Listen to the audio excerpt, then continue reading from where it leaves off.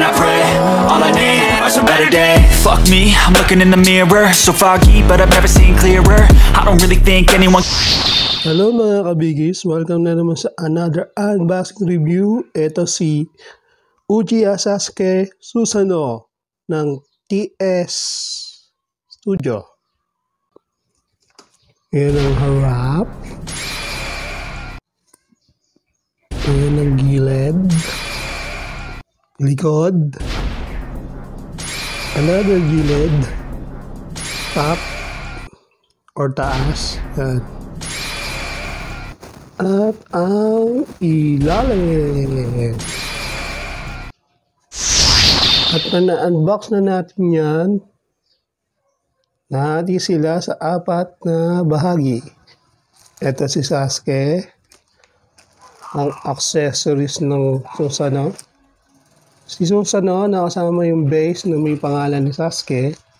At ang USB. Ngayon, dito muna tayo sa unang bahagi ng figure. Ito si Uchiha Sasuke. Nakita nyo naman. Tignan muna natin yung details niya. Ayan. Si Sasuke ba yan?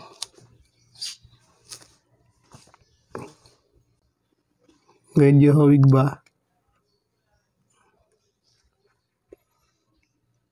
Medyo naman sa akin. Kasi KO lang naman to eh. Diba? Pero sa KO, medyo bagad na rin. Diba? Ayan yung details niya. Hindi ko lang alam kung bakit green na yung pot niya. Kung dahil ba sa stock to o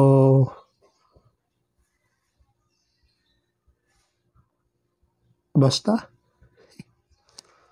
Tapos, dito na naman tayo sa accessories ni Sasuke. Siyempre, ito yung kanyang Chidori.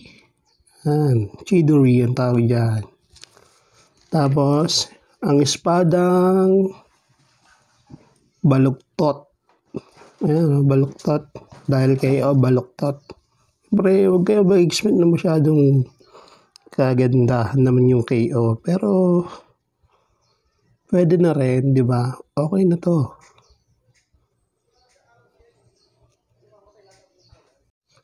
At yun naman si Susanoo, di ba? Ganda. And dito siya, may mga purple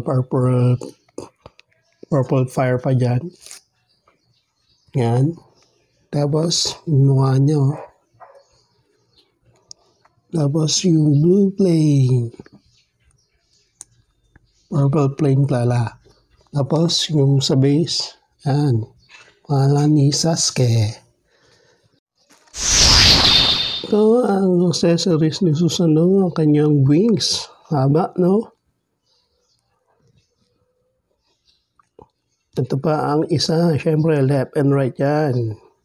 Mamaya makikita natin pagbuo na sila lahat. At ang kanyang sword, mighty sword. At syempre, pag nabuo sila, ganyan na ang kakalabasan. Di ba? Ganda. Diba? Ganda naman yan. Ganda naman ang figure na yan. At nga pala, trivia po, trivia. Alam nyo ba ang Susanoo ay, ang Susanoo ay galing sa Japanese mythology na ibig sabihin ay God of Storms. Yun. Konting trivia lang po yan.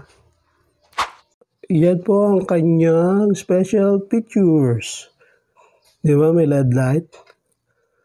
Mas patayin natin ng ilaw para mas makita natin yung LED light ni Susanoo.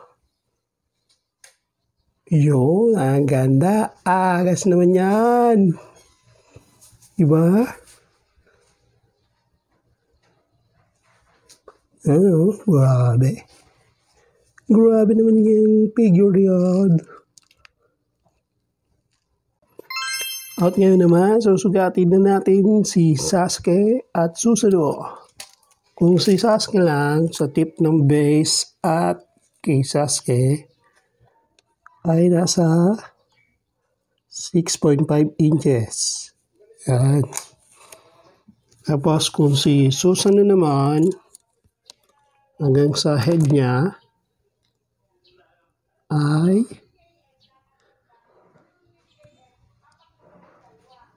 mga 9 inches. Pero hanggang sa wings, tip ng wings niya ay naabot siya ng 12 inches. Wow, grabe naman figure na yan. Siyempre, compare natin dyan kay DCF McFarlane Superman. Yan. Yan. At sunod naman ay si DXF Gohan. Yan. Diba? Yun, grabe naman yun. Yan. At sa mga nais bumili kay Sasuke, nagra-range siya ng 2,900 hanggang 3,200 sa market. Sa ibang sellers, ganun ang range niya. Yan. Ano, sa inyo, goods ba or go kayo kay Susanoo Uchiha Sasuke? Diba? Go na. Bye-bye!